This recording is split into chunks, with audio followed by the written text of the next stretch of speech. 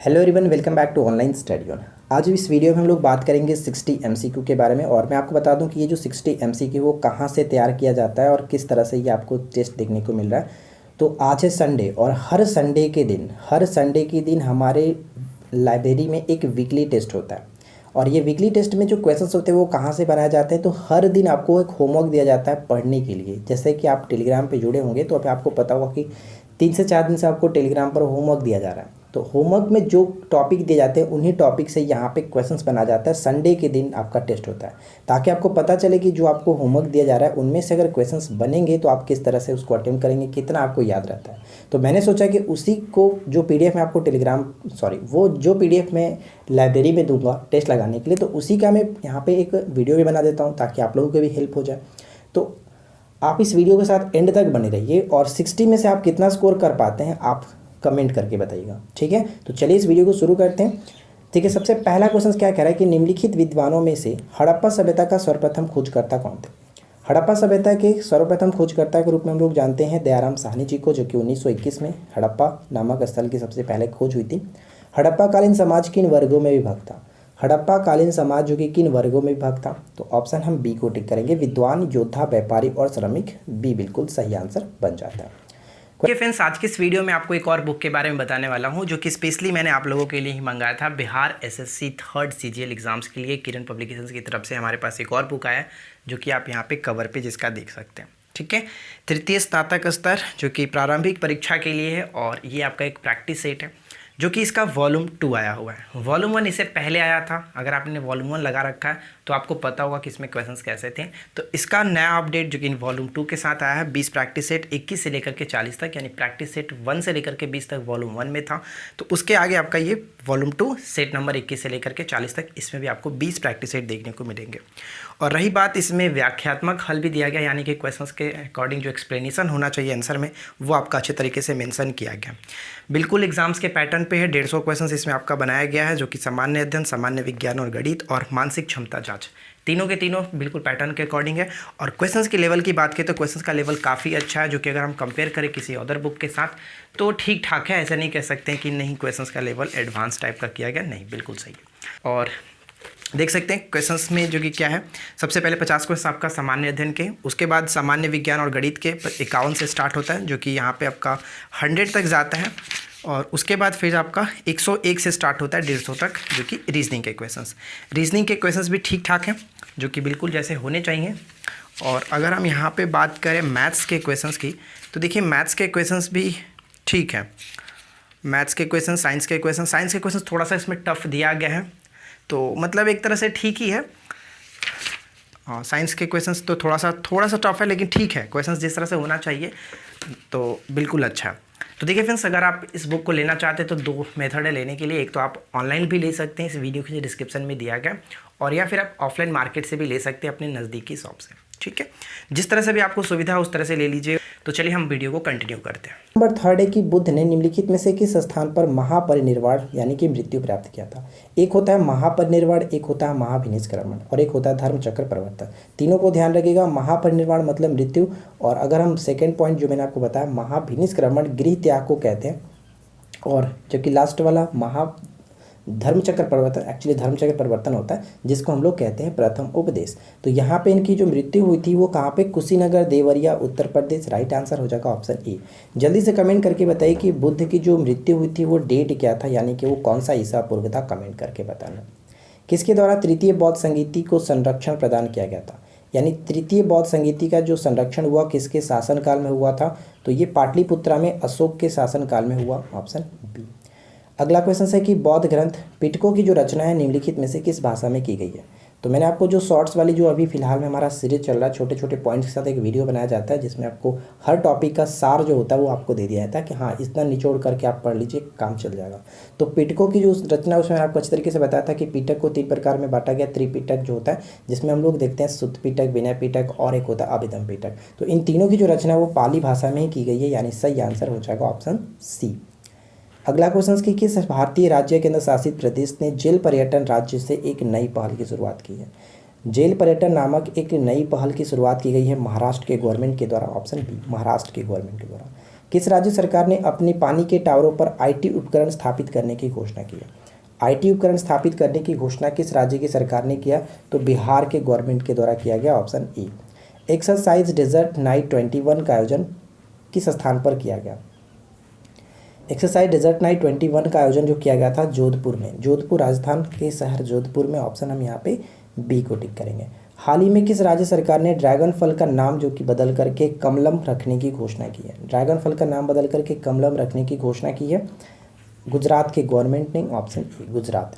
अगला प्रश्न है कि हड़प्पा सभ्यता के संपूर्ण क्षेत्र का आकार किस प्रकार का था? हड़प्पा सभ्यता के संपूर्ण क्षेत्र का जो आकार था वो हम कहेंगे ऑप्शन सी के रूप में, यानी कि त्रिभुजाकार के रूप में था, ऑप्शन सी। सूची 1 को सूची 2 के साथ मैच करना है। एक तरफ हड़प्पा कालीन स्थल है, दूसरी तरफ संबंधित नदियां हैं कि कौन से नदी के किनारे कौन सा स्थल था। तो अगर हम यहाँ पे मैच करें तो हड़प्पा जो था वो रावी नदी के किनारे, मोहनजोदाड़ो सिंधु नदी के किनारे, लोथल भोगवा नदी और घग्गर नदी के किनारे कालीबंगन बसा हुआ था। तो यहाँ पे चारों के चारों बिल्कुल सही तरीके से मैच कर रहा है, तो यानी करेक्ट आंसर हो जाएगा ऑप्शन ए। ठीक है, ए बिल्कुल राइट आंसर है। नेक्स्ट वन है कि गुरु तेग बहादुर को किसने फांसी दिलाई? देखिए ये पॉइंट थोड़ा सा गलत है, गुरु तेग बहादुर को फांसी नहीं होती, इनका सर कलम कराया गया था, तो ये पॉइंट तो आपका गलत होगा, लाइन थोड़ा सा मिस्टेक है। गुरु गोविंद सिंह जी को, सॉरी गुरु गोविंद सिंह नहीं है, गुरु तेग बहादुर है। गुरु तेग बहादुर जो कि सिखों के 9वें गुरु थे और गुरु गोविंद सिंह जी के ये पिता थे। ठीक है, तो अगर इनकी हम बात करें कि मृत्यु के लिए जिम्मेदार कौन थे, तो औरंगजेब, क्योंकि औरंगजेब जबरन इनको इस्लाम धर्म कबूल कराना चाहते थे, लेकिन इन्होंने इनकार किया और आखिरकार इनका शीश कलम करा दिया औरंगजेब ने। तो राइट आंसर हो जाएगा ऑप्शन डी, ऑप्शन डी को टिक करेंगे। चलिए अगला क्वेश्चन है कि गुरु गोविंद सिंह ने जफरनामा किस भाषा में लिखा था? गुरु गोविंद सिंह ने जफरनामा किस भाषा में लिखा था? तो यहाँ पे राइट आंसर बन जाएगा ऑप्शन सी, फारसी भाषा में। ठीक है, फारसी भाषा में जफरनामा को लिखा। गुरु गोविंद सिंह अंतिम गुरु थे और इनका जन्म पटना में हुआ था 1666 ईस्वी में। गुरु गोविंद सिंह की समाधि कहाँ स्थित है? गुरु गोविंद सिंह की समाधि कहाँ स्थित है? तो इनकी समाधि नांदेड़ में पड़ता है, Nanded, option D, Nanded, option D को टिक करेंगे। स्वर्ण मंदिर के वास्तुकार कौन थे?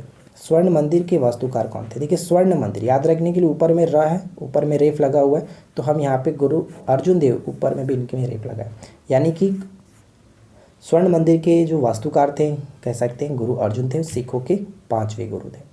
नेक्स्ट वन की दो अलग अलग पदार्थों के अणुओं के मध्य लगने वाले आकर्षण बल को क्या कहते हैं? दो अलग अलग पदार्थों के मध्य लगने वाले जो आकर्षण बल होते हैं उसे हम लोग आसंजक बल के नाम से जानते हैं। ए करेक्ट होगा, आसंजक बल। अगला प्रश्न ये दिया गया कि पृष्ठ तनाव की इकाई क्या है? पृष्ठ तनाव की इकाई क्या है? तो आपने पढ़ा था कि T बराबर F/L, F/L। F का मतलब न्यूटन हो गया, बल का जो मात्रक होता है न्यूटन, और L मतलब मीटर, तो न्यूटन प्रति मीटर यहाँ पे देख सकते हैं, ऑप्शन डी करेक्ट आंसर है। यदि द्रव का ताप बढ़ाया जाता है तो पृष्ठ तनाव पर क्या प्रभाव पड़ेगा? यदि द्रव का ताप बढ़ाया जाता है तो पृष्ठ तनाव पर क्या प्रभाव पड़ता है? पृष्ठ तनाव कम हो जाता है, यानी घट जाता है। ए करेक्ट आंसर है, घट जाता है। निक्स ओलंपिया कोलंबस पर्वत जो है वो किस ग्रह पर स्थित है? सौरमंडल का सबसे बड़ा पर्वत कह सकते हैं, ये स्थित है मंगल ग्रह पर। माउंट एवरेस्ट से भी 3 गुना ज़्यादा बड़ा है। पार्थिव ग्रहों की संख्या कितनी है? पार्थिव ग्रह या फिर आंतरिक ग्रह कह सकते हैं। पार्थिव ग्रहों की संख्या कितनी है? तो पार्थिव ग्रहों की संख्या 4। स्टार्टिंग के जो 4 ग्रह हैं वो कहते हैं पार्थिव ग्रह। निम्नलिखित में से किन 2 ग्रहों को छोड़कर के शेष सभी ग्रह सूर्य के चारों ओर वामावर्त घूमते हैं? तो जैसा कि आपको पता है कि सभी जो ग्रह हैं, इन 2 ग्रहों को छोड़कर के सभी ग्रह पश्चिम से पूरब की ओर घूमते हैं, लेकिन ये 2 जो ग्रह हैं वो पूरब से पश्चिम की ओर घूमते हैं। इनका राइट आंसर क्या बन जाएगा? शुक्र और अरुण। शुक्र और अरुण, ऑप्शन डी को टिक करेंगे। अगला प्रश्न नेक्स्ट वन है कि सूर्य की सतह पर हाइड्रोजन के अलावा दूसरा कौन सा जो बहुयात में पाया जाता है?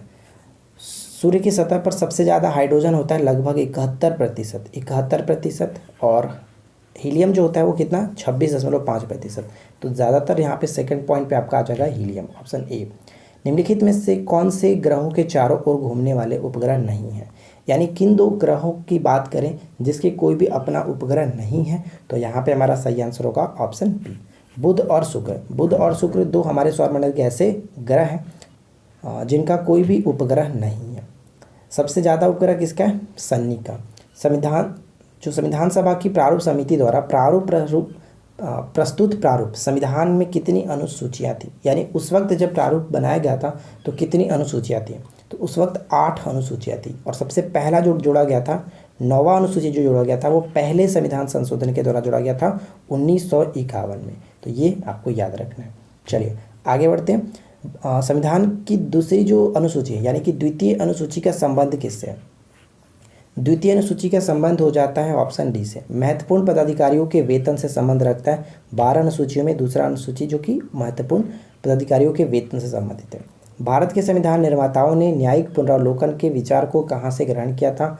तो इस विचार को ग्रहण किया गया था अमेरिका के संविधान से, अमेरिका से ग्रहण किया गया, ऑप्शन डी।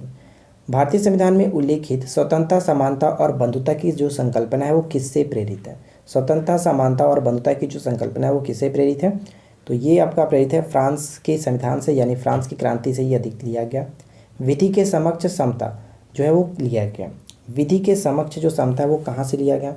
तो ध्यान रखेंगे, विधि के समक्ष समता इंग्लैंड के संविधान से यानी कि ब्रिटेन के संविधान से ग्रहण किया गया। सभी ईंधनों में किसका ऊष्मीय मान सबसे अधिक होता है? सभी ईंधनों में किसका ऊष्मीय मान सबसे अधिक होता है? तो सबसे अधिक होता है किसका? हाइड्रोजन का। हाइड्रोजन का ऊष्मीय मान सबसे अधिक होता है और भविष्य के ईंधन के रूप में भी इसको जानते हैं। कोयले के किस प्रकार में जलवाष्प की मात्रा अधिक होती है?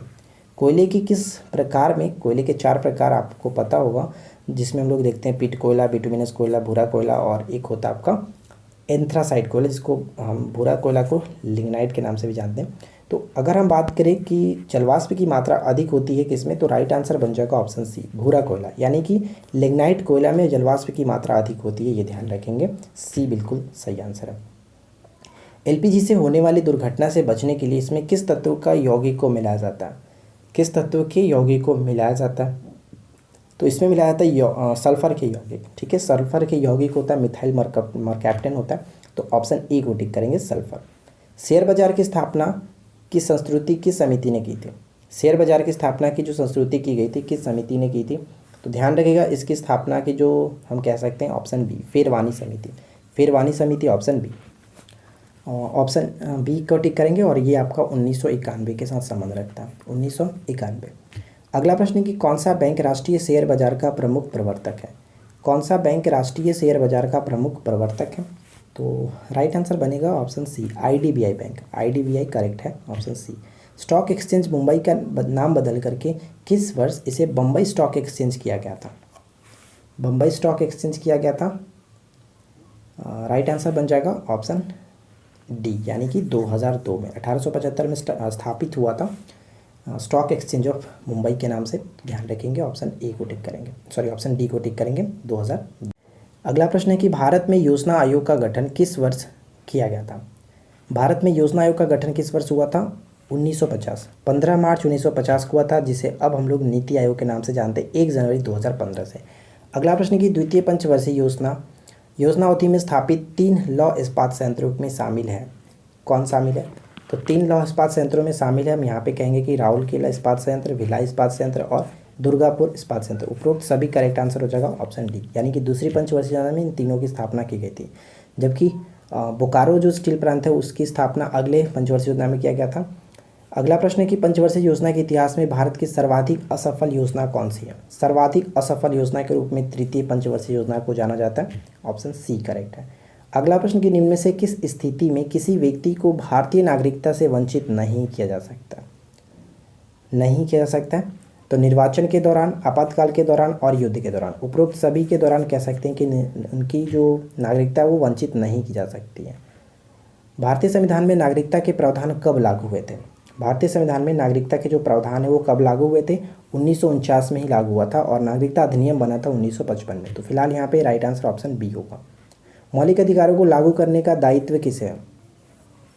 मौलिक अधिकारों को लागू करने का जो दायित्व है वो 2 लोगों को है, एक तो आपका उच्चतम न्यायालय और उच्च न्यायालय, दोनों को होता है। उच्चतम न्यायालय हम कह सकते हैं 32 के तहत और सर्वोच्च न्यायालय उच्च जो न्यायालय है यानी 226 के तहत। उच्चतम न्यायालय सुप्रीम कोर्ट 32 के तहत और उच्च न्यायालय 226 के तहत। तो करेक्ट आंसर उपरोक्त दोनों होगा, सी को टिक करेंगे। अगला प्रश्न कि मौलिक अधिकारों के निलंबन का आदेश कौन दे सकता है? मौलिक अधिकारों के निलंबन का आदेश कौन दे सकता है? तो यहाँ पे करेक्ट आंसर बन जाएगा ऑप्शन डी, राष्ट्रपति। राष्ट्रपति ऑप्शन डी। मेंडल की नियमों का एक अपवाद कौन सा है? ग्रेगर मेंडल के नियमों का जो अपवाद है वो निम्नलिखित में से कौन सा है? तो सहलग्नता यहाँ पे करेक्ट होगा, ऑप्शन डी, सहलग्नता अपवाद है। कोशिका में राइबोसोम की अनुपस्थिति में निम्न में से कौन सा कार्य संपादित नहीं होगा? राइबोसोम की अनुपस्थिति में कौन सा कार्य संपादित नहीं होगा? तो यहाँ पे हम टिक करेंगे ऑप्शन सी को, प्रोटीन संश्लेषण नहीं होगा। सी। अवर्णी लवक जिसको ल्यूकोप्लास्ट कहते हैं मुख्यतः पाए जाते हैं। अवर्णी लवक मुख्यतः पाए जाते हैं, ये भोजन के भंडारण में सहायक होते हैं। तो ये जड़ों की कोशिकाओं में पाए जाते हैं, जड़ों की कोशिकाओं में पाए जाते हैं, ऑप्शन ए। एग्रेस्टोलॉजी में किसका अध्ययन होता है? एग्रेस्टोलॉजी में किसका अध्ययन होता है? तो एग्रेस्टोलॉजी में घास का अध्ययन किया जाता है, घासों का अध्ययन, एग्रेस्टोलॉजी, ऑप्शन सी। नेक्स्ट वन क्या है कि सिस्टेमा नेचुरे पुस्तक के लेखक कौन है या फिर पुस्तक किसकी है? सिस्टेमा नेचुरे लीनियस, कार्ल लीनियस होगा, ऑप्शन बी। जिनको वर्गीय का पितामह कहा जाता है। वेदों को अपौरुषेय क्यों कहा जाता है या फिर क्यों कहा गया? वेदों को अपौरुषेय क्यों कहा गया? क्योंकि इसकी रचना देवताओं के द्वारा की गई है, क्योंकि इसकी रचना देवताओं के द्वारा की गई है। निम्नलिखित में से कौन सी रचना कालिदास की नहीं है? कौन सी रचना कालिदास की नहीं है? तो ध्यान रखेंगे मुद्राराक्षस के जो लेखक है वो विशाख दत्त है, तो यहाँ पे हम डी को टिक करेंगे, नहीं है। निम्नलिखित में से कौन सी कृति कालिदास की है? कौन सी कृति कालिदास की है? तो ध्यान रखिएगा यहाँ पे हम कह सकते हैं मालविकाग्नि जो मित्रम है वो कालिदास की है, ठीक है, ऑप्शन डी बिल्कुल सही आंसर है। पद्मावती कथा के लेखक कौन है? पद्मावती की जो है लेखक कौन है? पद्मावती के लेखक है मलिक मोहम्मद जैसी, मलिक मोहम्मद जैसी। नेक्स्ट पॉइंट है कि हाथी गुम्फा अभिलेख का संबंध किस शासक से? हाथी गुम्फा अभिलेख का संबंध किस शासक से? तो राइट आंसर बन जाएगा ऑप्शन डी, कलिंग राजा खारवेल, कलिंग राजा खारवेल, ऑप्शन डी। एक ही खेत से दो फसल उगाने के जो साक्ष्य वो कहाँ से प्राप्त हुआ है? एक ही खेत से दो फसल उगाने के साक्ष्य प्राप्त हुआ है, ऑप्शन डी कालीबंगन से, कालीबंगन राइट आंसर बनेगा। सिंधु घाटी सभ्यता के संदर्भ में निम्नलिखित में से कौन सा कथन असत्य है? तो बताइए कि यहाँ पे कौन सा कथन असत्य होगा? धरती को उर्वरता की देवी मान करके पूजा करते थे। हड़प्पा संस्कृति का शासन जो था वो वणिक वर्गों के हाथों में था। सिंधु घाटी नगरों में मंदिरों के अवशेष सर्वप्रथम मोहनजोदाड़ो से प्राप्त हुआ। ये पॉइंट गलत हो जाता है क्योंकि मंदिरों के अवशेष वहाँ से मिले ही नहीं है, सिंधु घाटी सभ्यता से मंदिरों के अवशेष नहीं प्राप्त हुआ, ये पॉइंट गलत है। सिंधु घाटी के लोग सूती और ऊनी वस्त्रों का प्रयोग करते थे, ये सही है, तो सी को टिक करेंगे। हड़प्पा कालीन स्थल बनवाली निम्नलिखित में से किस नदी के किनारे स्थित है? बनवाली किस नदी के किनारे स्थित है? तो ऑप्शन डी करेक्ट हो जाएगा, रंगोई नदी के किनारे स्थित है, रंगोई। अगला प्रश्न कि ट्राइफेड की स्थापना निम्नलिखित में से किस वर्ष हुई थी? ट्राइफेड की स्थापना निम्नलिखित में से किस वर्ष हुई थी? तो यहाँ पे हमारा सही आंसर बन जाएगा ऑप्शन सी, 1987 में, 1987 में। 2007 में क्या हुआ था? 2007 में यूटीआई जो बैंक है उसका नाम बदल करके एक्सिस बैंक कर दिया गया था, ठीक है। और अगर हम यहाँ पे 1958 की बात करें तो 1958 में नाफेड की स्थापना हुई थी, यानी कि राष्ट्रीय कृषि सहकारी विपणन जो भारतीय संघ है जिसको नाफेड कहते हैं उसकी स्थापना हुई थी, ठीक है। तो यहाँ पे फिलहाल करेक्ट आंसर 1987 हो जाएगा, ध्यान रखिएगा, ट्राइफेड की स्थापना 1987। महिला बैंक का विलय स्टेट बैंक ऑफ इंडिया में कब हुआ था? महिला बैंक का विलय स्टेट बैंक ऑफ इंडिया में कब हुआ था? तो इसका विलय हुआ था 1 अप्रैल 2017 को, 1 अप्रैल 2017 को। महिला बैंक जो है इसकी स्थापना 2013 में हुआ था, 19 नवंबर 2013 को हुआ था, लेकिन बाद में इसको 2017 में 1 अप्रैल 2017 को स्टेट बैंक ऑफ इंडिया यानी एसबीआई में इसको विलय कर दिया गया। निम्नलिखित में से किस राज्य ने ई पंचायत पुरस्कार 2021 जीता? ई पंचायत पुरस्कार 2021 को किसने जीता? उत्तर प्रदेश, उत्तर प्रदेश, ऑप्शन डी होगा करेक्ट आंसर। चलिए आगे बढ़ते हैं। और अगला सवाल क्या है कि हाल ही में वैज्ञानिकों ने मिल्की वे आकाशगंगा में सबसे छोटे ज्ञात ब्लैक होल की खोज की जिसका नाम क्या रखा गया? इसका नाम क्या रखा गया? तो ध्यान रखिए इसका नाम रखा गया यूनिकॉर्न, यूनिकॉर्न, ऑप्शन बी। आगे बढ़ते हैं। विश्व हीमोफीलिया दिवस कब मनाया जाता है? विश्व हीमोफीलिया दिवस प्रत्येक वर्ष कब मनाते हैं? तो यहाँ पे राइट आंसर बन जाएगा option D, option D correct होगा। 17 अप्रैल को विश्व हीमोफीलिया दिवस, 25 मई को थायराइड दिवस के रूप में मनाते हैं। आज की इस वीडियो का आखिरी क्वेश्चन है, हाल ही में किस देश ने वर्ष 2022 में चंद्रमा पर रोवर रसीद भेजने की घोषणा की है? रोवर रसीद नामक जो कि भेजने की घोषणा की है किस देश ने चंद्रमा पर? तो यूएई यहाँ पे करेक्ट होगा, ऑप्शन सी को टिक करेंगे, यूएई, ठीक है। तो आशा करते हैं कि आप लोगों को आज का ये सेट अच्छा लगा होगा। नीचे कमेंट करके ज़रूर बताइएगा कि आपने 60 में से कितना स्कोर किया। और डेली होमवर्क के लिए आप टेलीग्राम को ज्वाइन कर लीजिए, वहाँ पे आपको डेली आपको मिलता रहता है क्या क्या पढ़ना है, और साथ में आपका नोट्स भी वहाँ पे मिलता है। तो आप जा करके ज्वाइन कर सकते हैं, इस वीडियो के डिस्क्रिप्शन में लिंक दिया गया है।